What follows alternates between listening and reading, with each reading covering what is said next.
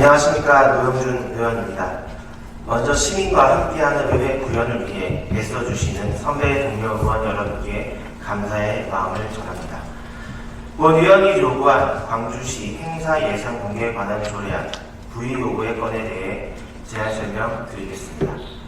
의장님, 선배 동료 의원 여러분, 이 조례안은 지난 3월 상임위원회에서 가반의 동의를 얻지 못해 1차 보류되었고 이번 임시회 기간 중 제2차 행정복지위원회에서 최종 부결 처리되었습니다. 그럼에도 불구하고 부의 요구를 할 수밖에 없었던 이유는 단 하나, 시민의 알 권리와 재정 투명성이라는 의회의 책무를 외면할 수 없었기 때문입니다. 상임위에서 제기된 우려를 잘 알고 있습니다. 첫째, 이미 공개되는 정보를 중복 공개하는 것 아니냐는 지적.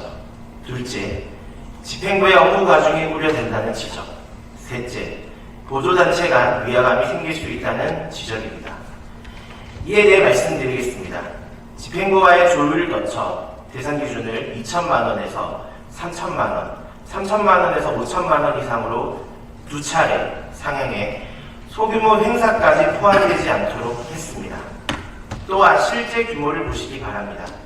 2024년 기준 민간 보조사업 7개, 시 자체 사업 15개, 문화재단 16개, 총 38개였고 2025년 3회 추경 기준 민간 보조사업 9개, 시 자체 사업 13개, 문화재단 16개, 총 41개입니다.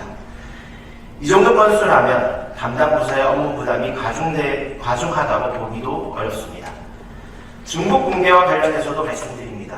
지방재정법 제60조는 지방자치단체에서 예산과 결산 등 재정 운영 상황을 시민이 이해하기 쉽게 공개하도록 의무화하고 있습니다.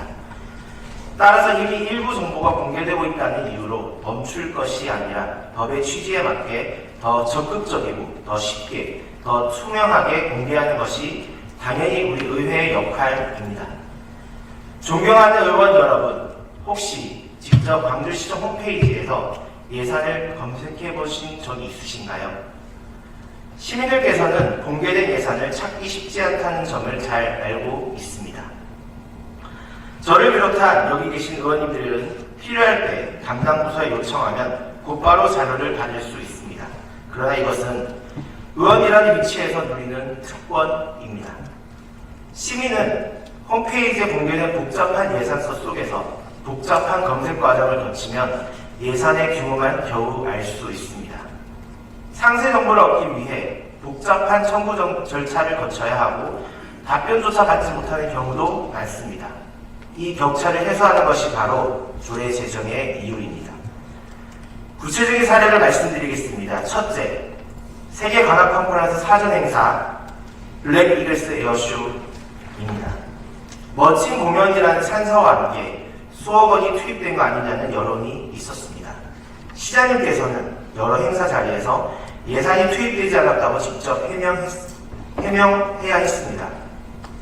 사전에 예산이 명확히 공개되었다면 이런 오해와 불필요한 사회적 비용은 없었을 것입니다. 둘째, 2024년 남한성 문화재 기간 동안 깜깜이로 진행된 해외 오케스트라 초청 기획 공연입니다. 약 4억 6천만 원 규모의 큰 예산이 투입된 공연이었지만 홍보 부족으로 관람객은 400여 명, 티켓 수익은 4,500만 원에 그쳤습니다. 무엇보다도 이렇게 큰 예산이 쓰였음에도 시민은 물론 다수 의원조차 사전에 충분히 인지하지 못했다는 점이 문제였습니다. 조례가 있었다면 시민들의 참여를 유도하고 과정 중에서도 홍보에 대한 점검이 가능했을 것입니다. 존경하는 의원 여러분, 이 조례는 행사를 위축시키려는 것이 아닙니다. 불필요한 낭비를 예방하고 설명 가능성을 높이며 신뢰를 더하는 최소한의 안전장치입니다. 이미 여러 지자체가 유사한 제도들을 통해 시민의 알 권리를 보장하는 동시에 투명한 예산 집행을 실현하고 있습니다. 광주시도 더 이상 늦출 수 없습니다.